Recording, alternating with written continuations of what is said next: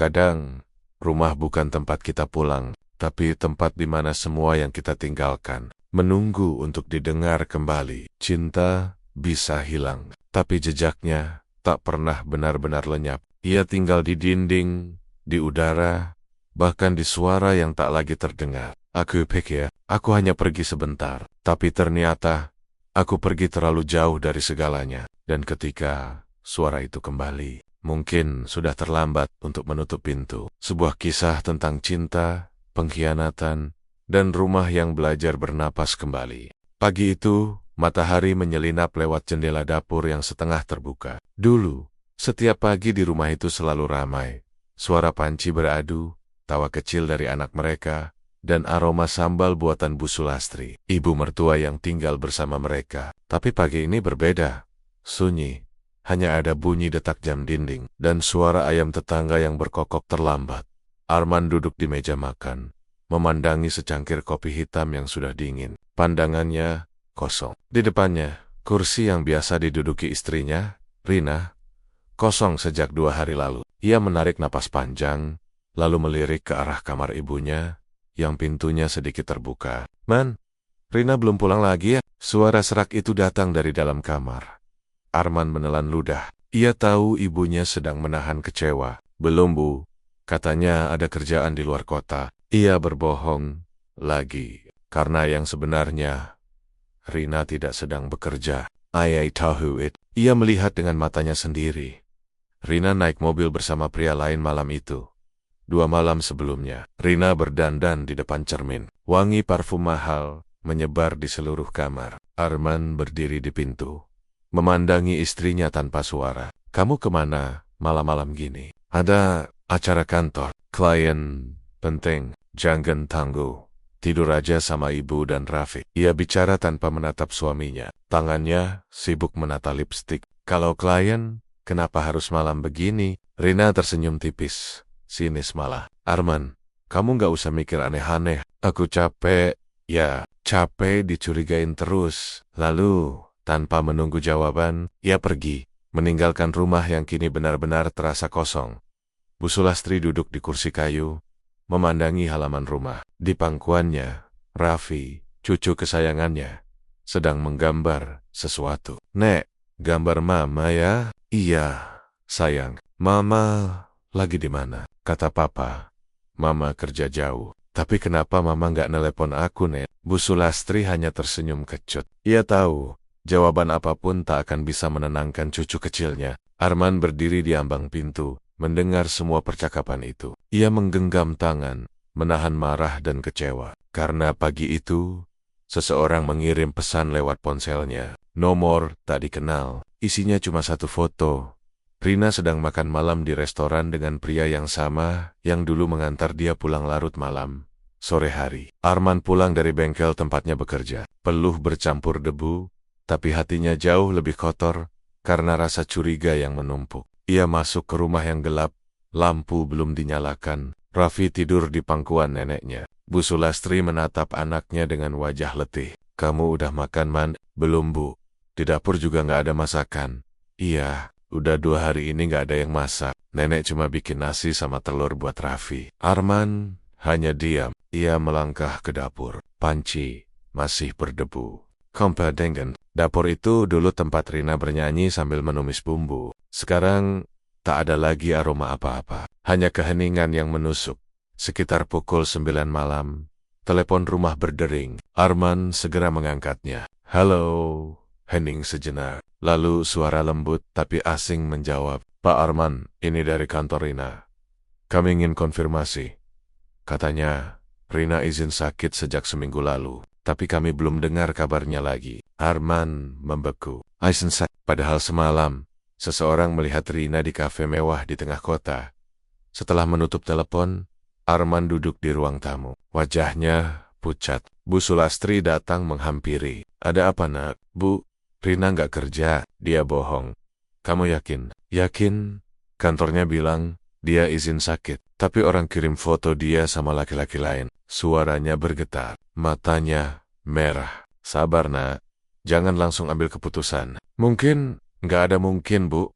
Saya lihat sendiri. Tiba-tiba pintu depan terbuka. Rina berdiri di sana, dengan pakaian rapi, wangi parfum, dan wajah datar tanpa rasa bersalah. Kenapa semua orang di sini ngeliatin aku kayak penjahat? Arman berdiri, menatapnya tajam. Kamu di mana aja, Rin? Aku bilang kon Burasen Kento. Kenapa kamu pikir aku main? Gitu. Aku tahu kamu bohong. Aku tahu kamu sama siapa. Rina tersenyum kecil, tapi matanya berkilat dingin. Kalau kamu udah nggak percaya sama aku, buat apa kita lanjut? Kamu ngomong apa? Aku capek, Man. Capek hidup miskin, capek ngurus semua orang di rumah ini. Ibumu, anakmu, semuanya nempel di aku. Bu Sulastri menatapnya dengan air mata yang mengalir. Rin, kamu ngomong apa, Nak? Saya cuma jujur, Bu. Saya pengen hidup buat diri saya sendiri. Suara tangis Raffi terdengar dari kamar. Mama, jangan marah sama Papa. Tapi Rina tak menoleh. Ia hanya mengambil tasnya dan melangkah keluar. Pintu ditutup keras, meninggalkan rumah yang kini benar-benar tanpa suara. Arman duduk di depan rumah, menatap langit yang mendung. Bu Sulastri memeluk Raffi yang masih menangis dalam tidur. Rumah itu dulu tempat cinta tumbuh, tapi kini hanya menyisakan gema kosong dari janji yang pernah diucapkan. Dan Arman tahu, ini baru awal dari kehancuran yang lebih besar. Sudah seminggu sejak Rina meninggalkan rumah. Di rumah itu, suara tawa anak kecil sudah jarang terdengar. Arman bekerja dari pagi hingga malam, sementara Bu Sulastri berusaha menjaga semangat Raffi agar tetap ceria. Meski matanya sering sembab karena menangis diam-diam setiap malam. Arman duduk di kursi depan rumah sambil memandangi pintu. Pintu kayu tua itu masih tetap terbuka sedikit. Tidak pernah benar-benar ditutup. Seolah Arman masih berharap Rina akan datang lagi dan berkata, "Aku pulang, Man." Tapi setiap pagi, harapan itu kembali pupus. Di sisi lain kota, Rina kini tinggal di apartemen modern lantai 7 bersama Dimas, pria yang selama ini menjadi kekasih gelapnya. Dimas adalah pengusaha real estate, mapan, penuh gaya, dan tahu cara membuat Rina merasa hidup kembali. Di awal, semuanya terasa indah. Rina bangun di ranjang empuk, disuguhi kopi dan sarapan di balkon dengan pemandangan kota. "Kamu akhirnya bisa hidup seperti yang kamu pantas, Rin," ujar Dimas, memegang tangannya. Rina tersenyum, tapi di dalam dirinya ada ruang kosong yang tak bisa ia isi. Kadang, ia mendengar suara kecil memanggil dari bayangan pikirannya, "Mama." Namun, segera ia buang jauh-jauh. "Aku berhak bahagia," bisiknya pada diri sendiri. Rasa bersalah yang diam-diam tumbuh malam itu. Dimas sedang mengadakan pesta kecil dengan tumon-temonnya di apartemen. Musik keras, tawa berlebihan, dan bau alkohol memenuhi udara. Rina duduk di sofa, diam, menatap layar ponselnya. Ada satu pesan yang belum ia buka. "Raffi demam tinggi. Mau bicara sama Mama." Dikirim 2 hari lalu, dari Arman. Ia memejamkan mata, menahan tangis. Namun saat Dimas mendekat dan menaruh tangan di bahunya, Rina memaksakan senyum. "Kamu nggak apa-apa, sayang?" "Nggak, aku cuma mikirin kerjaan." Padahal dalam hatinya, ada gelombang rasa bersalah yang menekan dada. Tapi gengsi dan rasa takut kembali ke masa lalu, membuatnya diam. Kehidupan di rumah lama di rumah itu. Bu Sulastri semakin lemah. Suatu sore, ketika Arman baru pulang dari bengkel, ia melihat ibunya jatuh di dapur. "Bu, astagfirullah, kenapa jatuh, Bu?" "Tadi mau ambil air buat Raffi, tapi kepala ibu pusing." Arman segera mengangkat ibunya ke tempat tidur. Raffi menangis ketakutan. Arman menatap ibunya yang tidur dengan infus dari perawat desa. Ia sadar, beban hidupnya semakin berat. Bukan hanya jadi ayah, tapi juga anak yang harus menjaga orang tua. Namun di tengah rasa lelah itu, ada sesuatu yang membuatnya terus bertahan. Sebuah cinta yang belum benar-benar mati. Sebuah pesan tak terduga 2 hari kemudian. Arman menerima pesan dari seseorang bernama Reza, teman lama Rina di kantor. Pesan itu berisi beberapa foto dan kalimat pendek. "Aku pikir kamu perlu tahu siapa sebenarnya Dimas." Arman membuka satu persatu foto itu. Dalam foto-foto itu, Dimas tampak dengan beberapa wanita berbeda, semua di tempat yang sama, restoran, hotel, apartemen. Tanggal fotonya pun baru. Bahkan setelah Rina pergi dari rumah, Arman menatap layar ponselnya lama. Jadi dia bukan cuma milik Rina, Rasanya seperti darah berhenti mengalir di tubuhnya. Tapi di balik amarah dan sakit hati, ada sesuatu yang lain. Keinginan untuk menolong, bukan hanya dirinya, tapi juga Rina. Suatu malam, Dimas pulang larut. Rina menunggu di balkon, duduk diam dengan wajah muram. Begitu Dimas masuk, ia mencium bau parfum wanita lain di jaketnya. "Kamu dari mana?" "Meeting," jawab Dimas santai sambil membuka dasi. "Meeting pakai parfum perempuan?" Dimas tersenyum sinis. "Jangan mulai, Rin. Kamu dulu ninggalin suami juga demi aku kan? Jadi jangan main suci sekarang." Kata-kata itu seperti tamparan keras. Rina terpaku, wajahnya pucat. Dimas menatapnya sebentar lalu pergi ke kamar mandi, meninggalkan Rina dengan dada sesak dan air mata yang jatuh perlahan. "Aku ninggalin semuanya buat kamu." Tapi pria itu bahkan tak menoleh. Sementara itu di Rama-Lama, Arman masih sering membiarkan pintu depan sedikit terbuka. Raffi kadang berlari ke sana, berdiri di ambang dan bertanya polos, "Papa, Mama bakal pulang lewat pintu itu ya?" Arman menunduk, mengusap kepala anaknya. "Mungkin nak, mungkin suatu hari." Tapi malam itu, sesuatu berbeda. Ketika Arman hendak menutup pintu, seseorang berdiri di luar pagar. Bayangan perempuan, wajahnya samar di bawah sinar lampu jalan. Arman menatap lekat. Jantungnya berdegup kencang. "Rina," namun saat ia keluar, sosok itu sudah tak ada. Yang tersisa hanya angin malam dan daun-daun kering di halaman. Tapi di tiang pagar, terselip secarik kertas dengan tulisan tangan yang ia kenal. "Maafkan aku, tapi aku belum berani pulang." Arman menggenggam kertas itu erat. Pintu depan masih terbuka, dan kali ini ia memilih tidak menutupnya. Karena entah kenapa, ia merasa seseorang sedang berusaha kembali. Rina mulai sadar bahwa kebahagiaan yang ia kejar hanyalah bayangan. Sementara Arman, meski terluka, menemukan alasan baru untuk bertahan, pengampunan. Namun di balik semua itu, muncul tanda-tanda bahwa rahasia Dimas jauh lebih gelap daripada yang terlihat. Dan langkah-langkah Rina menuju rumah lama akan membawa badai baru yang belum pernah mereka alami. Angin malam berhembus lembut di lantai 7 apartemen itu. Lampu-lampu kota berkelap-kelip di bawah sana, tapi bagi Rena, pemandangan itu terasa dingin dan asing. Ia berdiri di balkon, mengenakan piyama sutra yang dulu terasa mewah, kini hanya terasa kosong. Sudah 2 hari Dimas pulang larut tanpa kabar. Teleponnya sering tak aktif. Setiap kali ditanya, jawabannya selalu sama. "Kerjaan, Rin, jangan cerewet." Namun malam ini, sesuatu terasa berbeda. Ada kegelisahan yang tak bisa ia jelaskan. Saat Rina berdiri menatap jalan di bawah, ia melihat bayangan seseorang di balkon apartemen sebelah. Siluet seorang perempuan, bergaun merah, menatap ke arah yang sama. Dan sesaat kemudian, Rina mendengar suara lembut dari arah balkon itu. "Kamu yang baru ya?" Rina menoleh cepat. Tapi perempuan itu sudah menghilang. Hanya tirai yang bergoyang dan suara pintu balkon tertutup. Bulu kuduknya merinding. Keesokan harinya, Rina nekat mengikuti Dimas yang beralasan akan meeting di hotel. Ia mengenakan jaket dan topi, menyelinap masuk ke lobi hotel dengan hati berdebar. Tarik, ia melihat Dimas duduk di kafe hotel bersama perempuan yang kemarin malam ia lihat di balkon apartemen sebelah.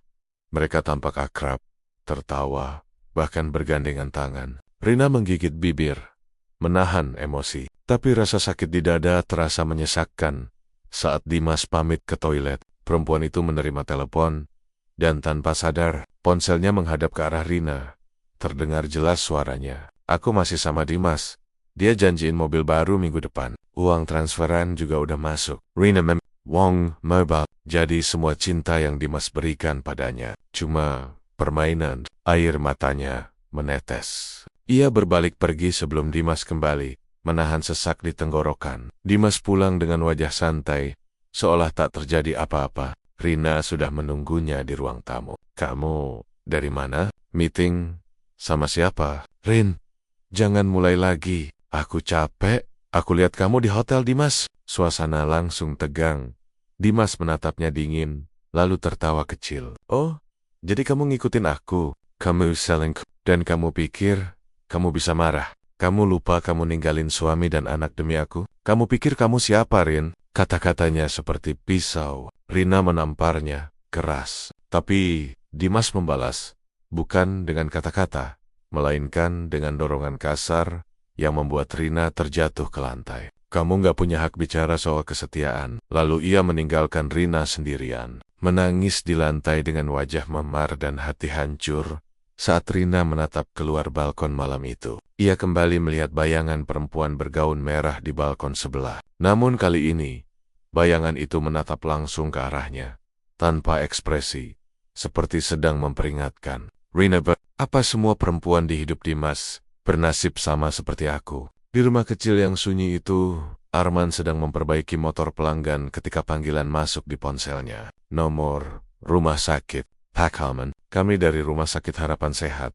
Pasien atas nama Sulastri, ibunda Anda, baru saja kami bawa ke IGD. Kondisinya kritis. Waktu seakan berhenti. Tangannya gemetar. Obeng yang dipegang jatuh ke tanah. Ia berlari, naik motor tanpa helm, tanpa berpikir, sampai di rumah sakit. Tubuh ibunya sudah terbaring lemah dengan selang oksigen. Dokter menemuinya dengan wajah serius. Ibu Anda mengidap komplikasi jantung dan ginjal. Pak, kami sudah berusaha menahan kondisinya, tapi beliau sempat pingsan cukup lama sebelum dibawa ke sini. Arman terdiam, lalu memeluk tangan ibunya yang dingin. Air matanya jatuh satu-satu ke punggung tangan yang dulu membesarkannya dengan sabar. Bu, maafin Arman belum bisa bikin ibu bahagia. Raffi datang kemudian, menggandeng tangan tetangga yang membawanya. Anak kecil itu memeluk tubuh neneknya dan berkata pelan, "Nek, bangun Nek. Mama nanti pulang kok Nek." Kalimat itu menembus hati Arman seperti panah. Malam di rumah sakit setelah dokter pergi, Arman duduk di samping ibunya. Ia melihat ponsel di saku, pesan dari nomor tak dikenal masuk. Rina lagi di rumah sakit juga. Tapi bukan karena kamu. Disertai foto Rina di ruang IGD berbeda. Dengan pipi memar, Arman terpaku. Tangannya bergetar. Apa yang sebenarnya terjadi sama dia? Namun sebelum sempat membalas, layar ponsel mati karena baterai habis. Ia menatap ibunya lagi, dan saat itulah ibunya membuka mata lemah-lemah. Man, jangan. Pensi dia. Siapa bu? Rina? Dia cuma tersesat. Satu kalimat itu membuat Arman menangis sejadi-jadinya. Bahkan di ambang maut, ibunya masih berusaha menyatukan yang telah pecah. Di apartemen, Rina berdiri di balkon dengan wajah penuh luka. Di balkon sebelah, bayangan perempuan bergaun merah berdiri diam, tapi kali ini, senyum samar muncul di bibirnya. Rina menatapnya, ketakutan sekaligus penasaran. Siapa kamu? Tapi tak ada jawaban. Hanya angin malam yang berhembus, dan suara samar seperti bisikan. Aku, yang dulu juga percaya cinta Dimas. Lampu balkon sebelah padam. Rina, dan untuk pertama kalinya sejak ia pergi dari rumah, ia benar-benar merasa takut. Malam itu, dua hati yang dulu terhubung kembali merasakan sakit yang sama. Rina di balkon dengan luka yang mulai menguak rahasia kelam. Dan Arman di rumah sakit, di sisi ibunya yang berjuang untuk hidup. Namun keduanya belum tahu bahwa jalan mereka perlahan mulai mengarah ke satu titik yang sama. Titik di mana cinta, penyesalan, dan karma akan bertemu. Rina duduk di ruang tamu apartemennya, menatap layar ponsel yang retak. Ia baru pulang dari rumah sakit. Luka di pipinya mulai mengering, tapi luka di hatinya terasa jauh lebih dalam. Dimas belum pulang. Katanya, ada urusan penting. Kata-kata yang dulu membuatnya percaya, kini hanya terdengar seperti kebohongan yang dihafal.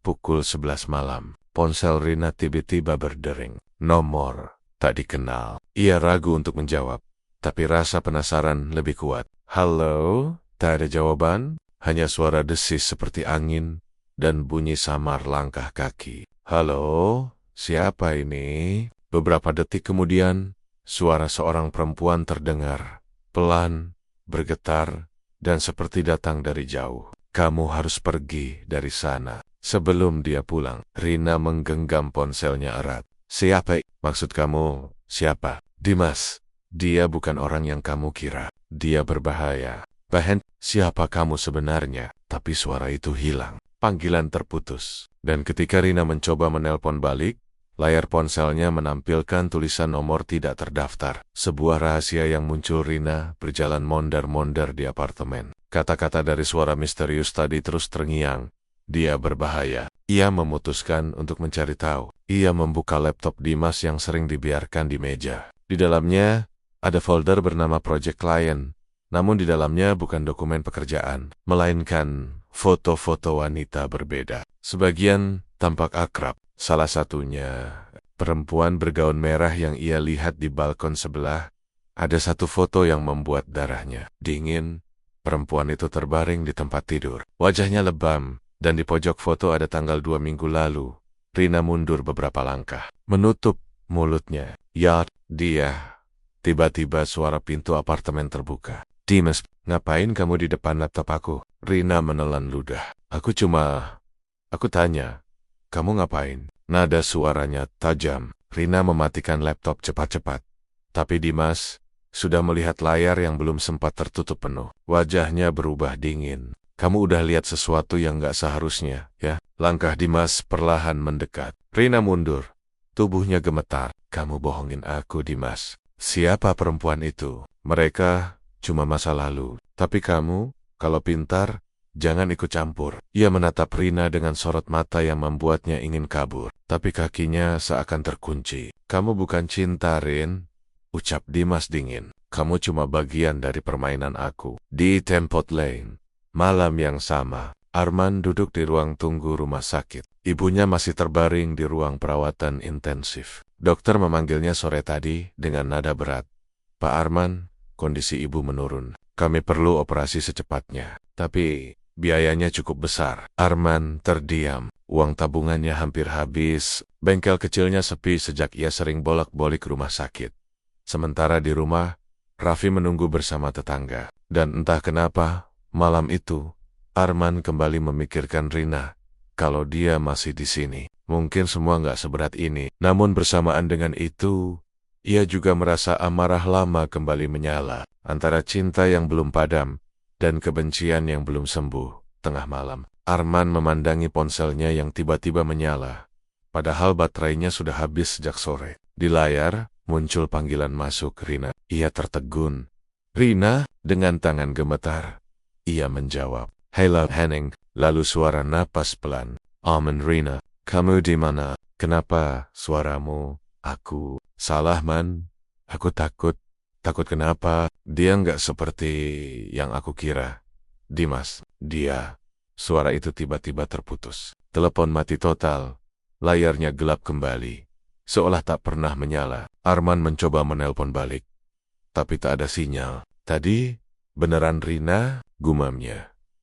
Dan saat ia menatap layar ponsel lagi, panggilan terakhir tak tercatat di riwayat. Seolah tak pernah ada pagi yang menentukan pagi itu. Dokter datang membawa kabar. Kami butuh keputusan hari ini, Pak.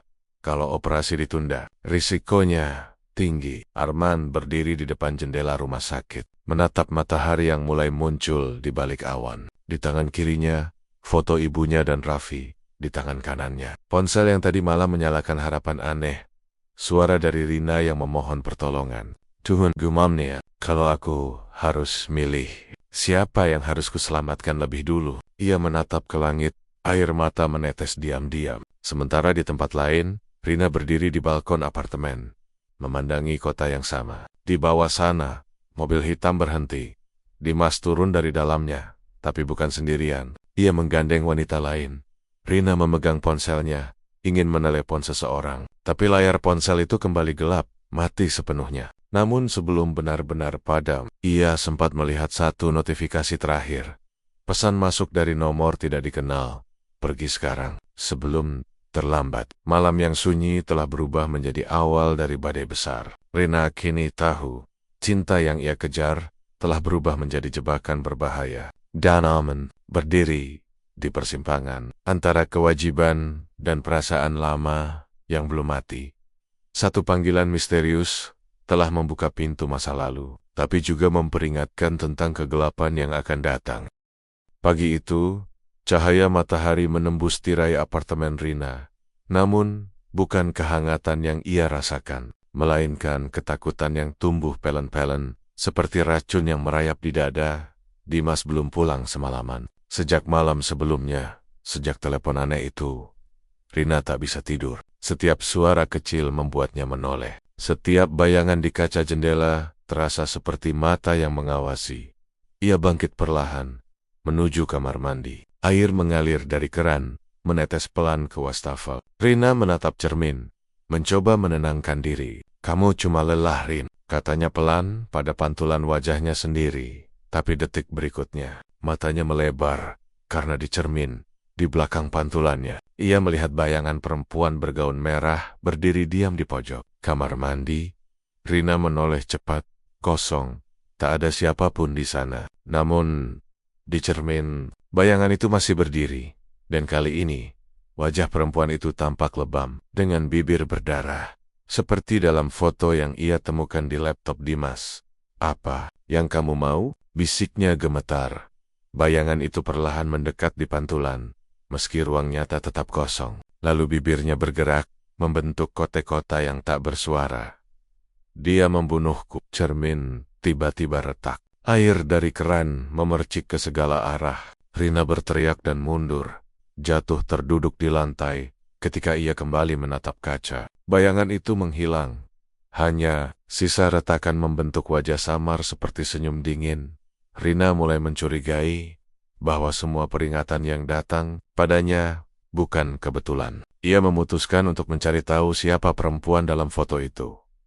Ia membuka laptop Dimas lagi, kali ini dengan hati-hati. Di salah satu folder tersembunyi, ia menemukan dokumen bernama Case 24 JPG dan Fit 02. Maaf. Tangan Rina gemetar saat membuka file video.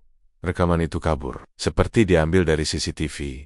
Terlihat seorang perempuan masuk ke sebuah kamar hotel. Lalu si Siereng, pria bertubuh tinggi, mengenakan jaket hitam, menyusul masuk. Beberapa menit kemudian, lampu kamar padam, dan hanya ada satu sosok yang keluar dari kamar itu. Dimas. Rina terisak. "Tuhan, apa yang udah aku lakukan?" Ia menutup mulut, menahan tangis. Di detik yang sama, suara langkah terdengar dari luar pintu apartemen. Dimas pulang. Rina buru-buru mematikan laptop, tapi jantungnya berdetak liar. Pintu terbuka pelan. "Kamu ngapain?" tanya Dimas. Datar. Enggak apa-apa. Aku cuma nyari charger." "Kamu ngelihat sesuatu lagi?" Tatapan Dimas tajam seperti belati. Rina berusaha tersenyum, tapi tubuhnya bergetar. "Enggak, sumpah." Dimas menatapnya lama, lalu berjalan ke dapur. "Kalau kamu cinta aku, kamu harus percaya. Jangan pernah buka apapun di laptop aku lagi." Rina hanya diam. Namun di balik tangannya yang memegang saku baju, ada flash disk kecil berisi salinan file video yang barusan ia temukan. Sementara itu, Arman duduk di ruang tunggu rumah sakit. Dokter sudah menjelaskan semuanya. Operasi harus dilakukan malam ini. Biaya tambahan harus dibayar di muka. Ia menatap amplop di tangannya. Sisa uang tabungan tak cukup. Lalu ponselnya bergetar. Pesan dari seseorang bernama Budi, rekan lama. Kalau mau kerja cepat, datang ke gudang jam 9 malam. Bayaran tunai, tapi jangan banyak tanya. Arman terdiam. Ia tahu pekerjaan itu berisiko, tapi demi ibunya, demi Raffi, ia tak punya pilihan. "Aku udah kehilangan istri, tapi bukan ibu dan anakku," gumamnya. Sebelum pergi, ia menatap foto keluarganya. Dalam hati ia berjanji, apapun yang terjadi, aku akan tebus semua kesalahan, meski harus kembali ke masa lalu itu. Rina memutuskan kabur. Ia menunggu sampai Dimas tertidur, lalu memasukkan flash disk itu ke tas kecil, dan turun diam-diam ke parkiran. Namun di sana, langkahnya terhenti, karena di dekat mobil Dimas, ia melihat sesuatu yang membuat darahnya beku. Kaca belakang mobilnya penuh goresan, membentuk satu kalimat, "Aku masih di sini." Ia menelan ludah, memutar badan hendak lari, dan tanpa sadar menabrak seseorang yang baru datang dari arah lain. "Rina?" Ia menoleh, dan air matanya langsung jatuh. Arman, wajah itu, wajah yang dulu ia tinggalkan, wajah yang ia pikir tak akan pernah berani ia lihat lagi. "Kenapa kamu di sini?" tanya Arman pelan, terkejut tapi tetap menatapnya tajam. Aku harus pergi dari orang itu, Man. Aku punya bukti. Dimas bukan cuma pembohong, dia pembunuh." Arman terdiam. Suara hujan mulai turun lagi, membasahi rambut Rina yang bergetar di bawah cahaya lampu parkir. "Aku nggak tahu harus percaya atau enggak," kata Arman perlahan. Tapi kalau kamu jujur, tunjukin buktinya. Rina mengeluarkan flash disk itu, memberikannya padanya dengan tangan gemetar. Ini, semua, ada di sini. Tapi kalau dia tahu aku ngasih ini ke kamu, dia nggak bakal diam. Tiba-tiba dari arah jauh terdengar bunyi langkah dan suara pintu logam dibanting keras. Dimas, cepat pergi, bisik Rina. Nggak, aku nggak akan biarin kamu sendirian lagi. Mereka berdua berlari menembus hujan menuju mobil Arman. Dari kaca spion, Rina menoleh dan di lantai parkiran. Di bawah lampu yang berkedip, Dimas berdiri diam menatap mereka. Ia tersenyum, sama. Lalu menatap langsung ke arah kamera CCTV di pojok dinding, seolah tahu semuanya direkam malam itu. Dua jalan yang dulu berpisah, akhirnya bersinggungan kembali. Rina membawa rahasia yang bisa menjerat Dimas, dan Arman membawa kekuatan untuk menebus masa lalu yang pernah hancur. Namun mereka belum tahu bahwa Dimas bukan hanya seorang selingkuhan berbahaya, melainkan bagian dari sesuatu yang lebih gelap. Dan kini, mereka berdua sudah menjadi target. Di dalam rumah Arman yang kini sepi dan redup, dua orang duduk di depan laptop. Arman dan Rina. Flash disk kecil di tangan Rina kini sudah terhubung. Keduanya saling bertukar pandang sejenak. Tak ada kata, hanya napas yang berat dan ketegangan yang menggantung di udara. Kamu yakin mau lihat ini? Tanya Rina pelan. Arman mengangguk. Kebenaran gak akan hilang cuma karena kita takut. Rina klik tombol play. Rekaman itu layar menampilkan tanggal 3 bulan sebelum Rina meninggalkan rumah. Video kabur. Dari kamera CCTV hotel yang rusak sebagian, terlihat Dimas duduk di bar hotel bersama seorang wanita berambut panjang, mengenakan gaun merah. Wajahnya tidak terlalu jelas, tapi ada sesuatu yang familiar. Rina mendekatkan wajah ke layar. Aku pernah lihat dia, gumamnya. Siapa? Perempuan itu. Kayaknya aku pernah ketemu di kantor Dimas. Beberapa menit berikutnya, suasana di video berubah. Wanita itu tampak marah, menampar Dimas, lalu beranjak pergi ke arah lift. Dimas menjerit. Kamera bergeser mengikuti mereka masuk ke lorong kamar hotel. Sementara video terus berputar, suara nafas Rina dan Arman terdengar jelas di ruangan itu. Sampai akhirnya, adegan berikutnya membuat keduanya membeku. Wanita itu menjerit. Dimas mendorongnya ke dinding, lalu menutup mulutnya dengan tangan. Kamera tidak memperlihatkan dengan jelas, tapi gerakannya cukup menggambarkan segalanya. Setelah beberapa detik yang menegangkan, tubuh wanita itu terkulai. Dimas menarik napas panjang, menatap sekeliling, lalu menatap langsung ke kamera. Hapus semua rekaman ini. Kau tahu konsekuensinya, katanya dingin, dan layar mendadak gelap. Rina menutup mulut, air matanya jatuh deras. Tuhan, itu nyata, bukan cuma cerita orang. Namun yang membuat Arman terkejut, bukan hanya pembunuhan itu, melainkan nama file di folder lain yang tersembunyi di dalam flash disk. Sebuah file bernama Rina. Old Arman membukanya, dan di sana muncul serangkaian foto Rina bersama dirinya di rumah mereka dulu, saat masih bahagia. Tapi di tiap foto, wajah Arman dicoret dengan spidol merah. Di salah satunya bahkan ada tulisan tangan, kau yang harusnya mati, bukan dia. Arman terpaku. Kenapa ada foto-foto ini di laptop Dimas? Rina menatapnya. Wajahnya pucat. Aku nggak tahu. Sumpah, aku nggak tahu. Tapi dalam hatinya, mulai muncul potongan ingatan yang dulu ia abaikan. Malam saat Dimas bilang, kamu harus lepas dari orang itu. Dia berbahaya. Aku cuma mau lindungi kamu, Rin. Sekarang semua terasa terbalik. Mungkin Dimas bukan melindunginya, tapi mengendalikannya. Setelah menonton video itu, Rina ke kamar mandi untuk menenangkan diri. Ia menatap wajahnya di cermin. Tapi kali ini, bayangan yang muncul tidak lagi samar. Perempuan bergaun merah itu berdiri jelas di belakang pantulan Rina, dengan wajah pucat dan mata kosong. Darah menetes dari pelipisnya, tapi ekspresinya bukan marah, melainkan memohon. Tolong, aku. Suara itu berbisik, pelan tapi nyata. Rina berbalik cepat, kosong. Namun suara itu tetap terdengar dari dalam kaca. Dia mau bunuh kamu seperti aku. Cermin bergetar. Rina mundur, ketakutan. Bayangan itu menatapnya dalam, lalu menunjuk ke arah belakang Rina. Rina menoleh pelan, dan di jendela kamar, siluet pria tinggi berdiri di luar menatap ke dalam. Dimas, Pengejaran di tengah malam. Rina berlari keluar dari kamar. Arman, dia di sini. Dimas di luar. Arman langsung mematikan lampu dan menarik Rina ke ruang belakang. Hujan di luar makin deras, tapi suara langkah sepatu berat terdengar di teras. Pintu depan terbuka perlahan. Rina, aku cuma mau bicara. Suara Dimas berat, tapi tenang. Kamu bawa sesuatu yang bukan milikmu. Arman meraih pipa besi dari dapur. Kalau kamu berani masuk, aku nggak akan diam-diam. Namun Dimas hanya tertawa. Kamu pikir kamu tahu semua? Aku tahu siapa yang ngirim video itu. Dan percayalah, bukan cuma aku yang harus kamu takuti. Kalimat itu menggema di tengah suara hujan. Lalu tiba-tiba, suara tembakan terdengar di luar jendela. Kaca pecah. Rina menjerit. Arman menariknya ke lantai. Ketika mereka menengok keluar, Dimas sudah tak ada. Yang tersisa hanya mobil hitam di ujung jalan. Lampunya masih menyala, tapi pengemudinya tak kelihatan. Sebuah nama yang muncul setelah situasi agak tenang. Arman memeriksa kembali file di flash disk. Di folder terakhir, ada satu catatan teks pendek. Jika aku mati, orang berikutnya adalah Rina. Dimas bukan sendiri. Nama mereka, AS. Rina membaca dengan gemetar. AS. Siapa itu? Arman berpikir keras. Lalu pandangannya tiba-tiba tertuju pada bingkai foto lama di ruang tamu.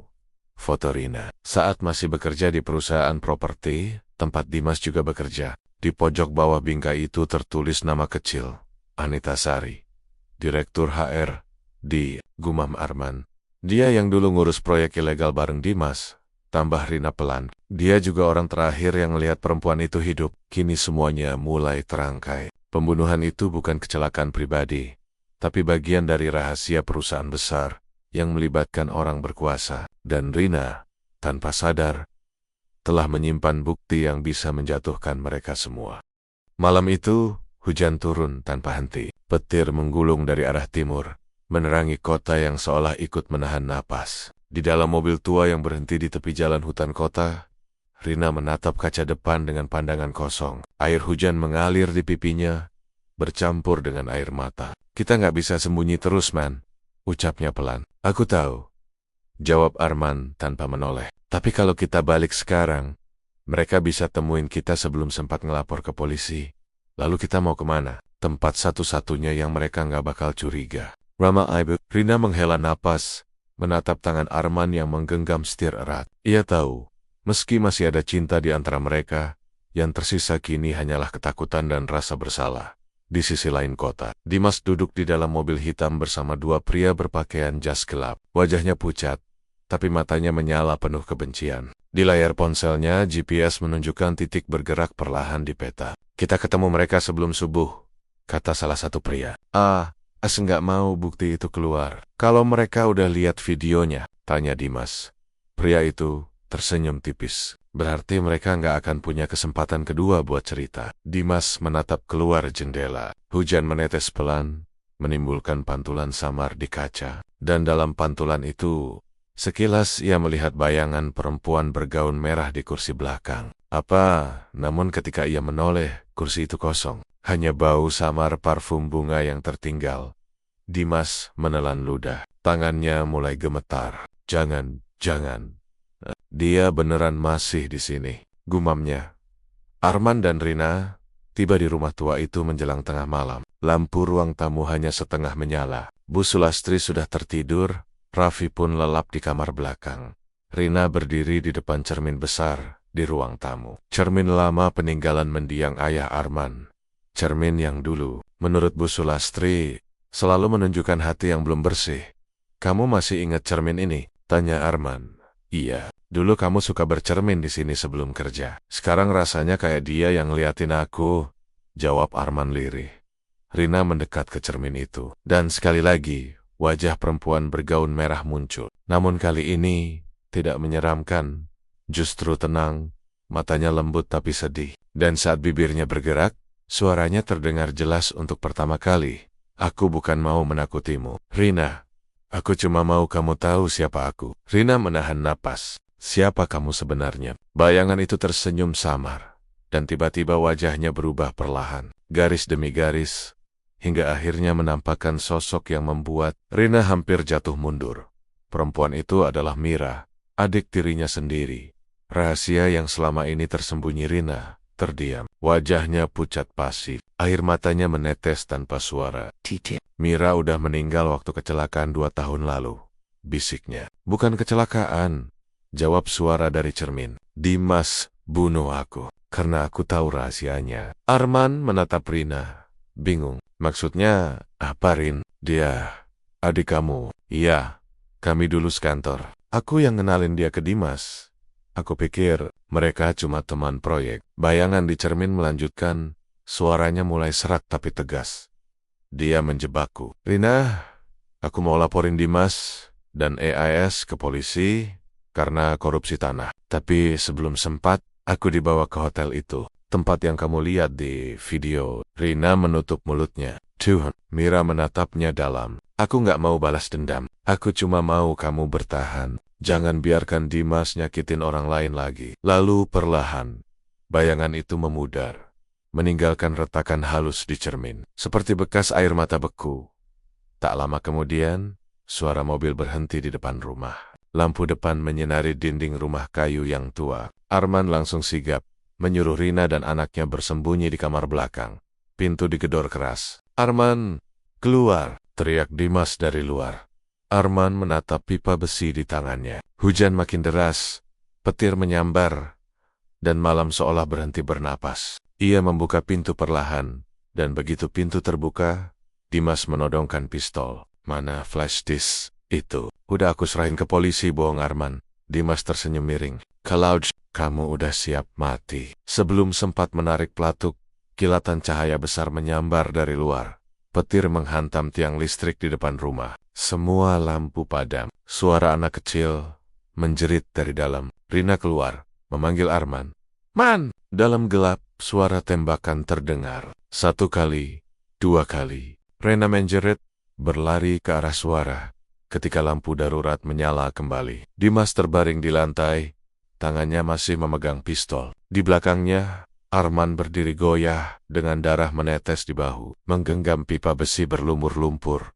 Rina menutup mulut, menahan tangis. Dia nyerang duluan. Ujar Arman pelan. Aku cuma mau lindungin kamu. Beberapa jam kemudian, sirena polisi memenuhi halaman rumah. Mayat Dimas dibawa, dan penyelidikan besar-besaran dimulai. Nama AS akhirnya muncul di media. Terbongkar. Sebagai pemimpin jaringan penggelapan tanah dan pembunuhan saksi, Rina duduk di beranda bersama Raffi dan ibunya. Arman duduk di samping, tangannya diperban, tak ada kata-kata. Hanya hujan yang mulai reda, meninggalkan aroma tanah basah yang anehnya. Terasa menenangkan. Rina menatap cermin besar di ruang tamu untuk terakhir kalinya. Tak ada lagi bayangan merah di sana, hanya pantulan dirinya sendiri. Dengan mata lelah, tapi tenang. Terima kasih Mira, bisiknya. Aku janji, hidupku nggak akan sia-sia lagi. Arman menatap langit yang perlahan terang di ufuk timur. Mereka berdua tak tahu apakah kisah mereka akan kembali seperti dulu. Tapi malam itu, untuk pertama kalinya, rumah itu punya suara lagi. Suara tangis, maaf, dan langkah baru menuju kehidupan yang mereka bangun dari puing-puing dosa. Rahasia terbuka. Dendam terhenti. Namun bayangan masa lalu tidak benar-benar hilang. Hanya menunggu, diam, di balik cermin lain yang mungkin suatu hari akan memantulkan dosa manusia berikutnya. Hujan turun pelan sore itu, membasahi genting rumah tua yang dulu menjadi saksi dari semua luka. Rumah itu kini tampak berbeda. Cat temboknya baru. Jendela-jendela yang dulu tertutup rapat, kini terbuka lebar. Dan di halaman, bunga melati tumbuh di bawah pohon mangga tua. Anak kecil berlari di antara genangan air, tertawa riang sambil menendang bola kecil. Di ambang pintu, Arman tersenyum. Tangannya memegang payung, menatap sosok kecil itu dengan tatapan hangat. Jangan jauh-jauh, hujannya makin deras, katanya lembut. Anak itu menoleh dan berlari mendekat. Iya, ayah. Di dalam rumah, Rina sedang menata vas bunga di meja ruang tamu. Senyumnya tenang, bukan senyum bahagia yang besar, tapi senyum damai dari seseorang yang sudah berdamai dengan masa lalunya. Di dinding tergantung foto. Rina, Arman, Ibu Arman, yang kini telah tiada, dan anak mereka semuanya tersenyum dalam cahaya sore. Rina berhenti sejenak, menatap foto itu lama. Suara Arman terdengar dari luar. "Kau masih sering bicara sama ibu ya?" Rina menatap langit-langit dan tersenyum samar. "Iya, kadang aku masih minta maaf, meskipun aku tahu ibu sudah memaafkan."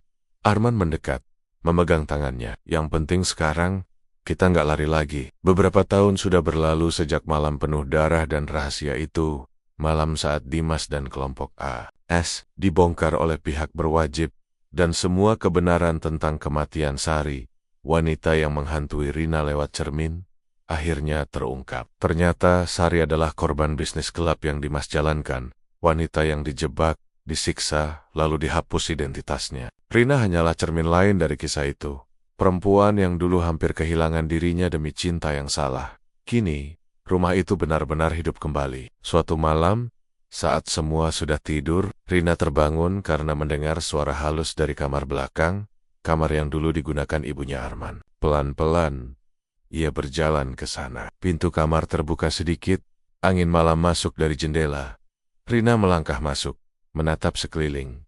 Lampu kamar berkelip sesaat, lalu mati. Dalam kegelapan, samar-samar terdengar suara lembut, suara yang sangat ia kenal. "Nak, rumah ini sudah tenang. Jaga mereka ya." Air mata menetes di pipinya. Ia tersenyum, memejamkan mata, membiarkan perasaan hangat itu menyelimuti dadanya. Ketika lampu kembali menyala, kamar itu kosong. Hanya bunga melati di atas meja, yang bergoyang pelan, seolah baru disentuh tangan lembut seseorang. Keesokan harinya, Rina duduk di teras sambil menulis sesuatu di buku harian. Anaknya berlari menghampiri, memeluk dari belakang. "Apa yang ibu tulis?" Rina tersenyum. "Tentang rumah ini, tentang bagaimana dulu kita semua lupa cara mendengarkan satu sama lain. Tapi sekarang rumah ini sudah punya suara lagi." Anak itu menatapnya bingung, lalu tertawa kecil. "Aku suka suara rumah ini, Bu. Nyaman." Arman datang membawa 2 cangkir teh. Duduk di samping Rina. "Untuk semua badai yang sudah kita lewati," katanya, menyerahkan 1 cangkir. Rina menatapnya. Lama, lembut, "Dan untuk semua yang sudah kembali bernyawa, di kejauhan, matahari sore menembus celah awan. Rumah yang dulu menjadi saksi keheningan, kini penuh tawa dan kehidupan. Dan di dalamnya, suara-suara masa lalu telah berubah menjadi doa yang lembut, doa untuk mereka yang telah pergi, dan bagi mereka yang akhirnya berdamai dengan takdirnya sendiri." 12 tahun telah berlalu sejak malam terakhir di rumah itu. Hujan masih sering turun setiap bulan Mei. Sama seperti malam ketika segalanya dulu berakhir dan dimulai lagi. Namun kini, rumah itu sudah tampak berbeda.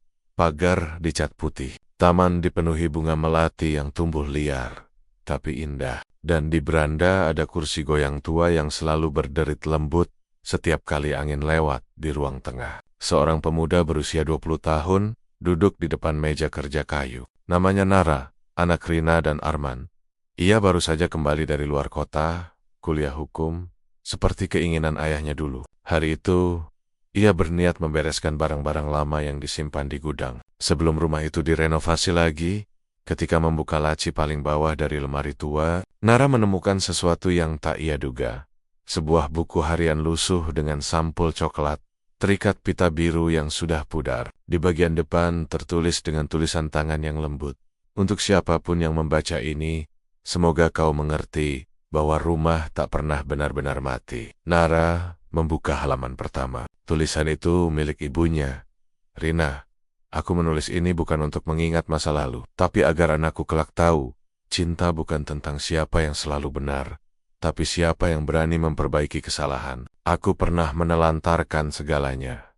Ibuku, suamiku, bahkan diriku sendiri, demi sesuatu yang kupikir cinta. Tapi ternyata, cinta sejati adalah ketika seseorang tetap bertahan saat kamu bahkan tak pantas dipertahankan. Jika suatu hari kau membaca ini, Nak, tolong jangan benci masa lalu ibumu. Aku ingin kau tahu bahwa manusia bisa salah, tapi tidak semua salah harus diwariskan. Aku ingin kau hidup dalam rumah yang punya suara, bukan dari pertengkaran, tapi dari tawa dan pengampunan." Nara berhenti membaca. Matanya mulai berkaca-kaca. Ia tak pernah mendengar ibunya bicara sejujur ini. Di luar, angin berhembus lembut, menggoyangkan tirai jendela. Seakan rumah itu pun mendengarkan.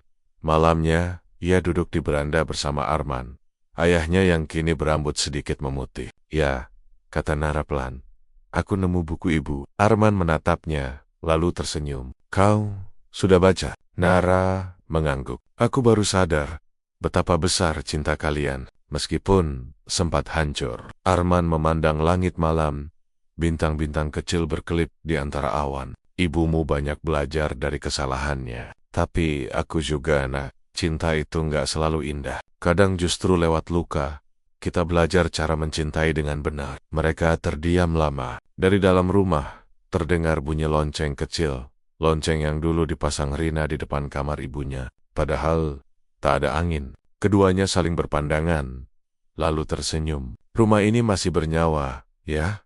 ucap Nara pelan. Arman mengangguk. "Dan semoga tetap begitu. Bahkan setelah kita semua pergi." Keesokan paginya, Nara menutup buku harian itu dengan hati-hati, lalu meletakkannya kembali ke dalam laci. Namun kali ini, ia menambahkan satu catatan kecil di halaman terakhir. "Terima kasih, Ibu. Aku dengar suara rumah ini sekarang, dan aku berjanji, aku akan menjaganya, sama seperti ibu dan ayah dulu menjagaku." Ia menutup laci itu perlahan, menatap sekeliling ruang tamu yang diterpa cahaya pagi. Lalu dengan langkah mantap, ia membuka jendela lebar-lebar, membiarkan angin masuk, membawa aroma melati dan suara kehidupan. Rumah itu berderit lembut, seperti menjawab,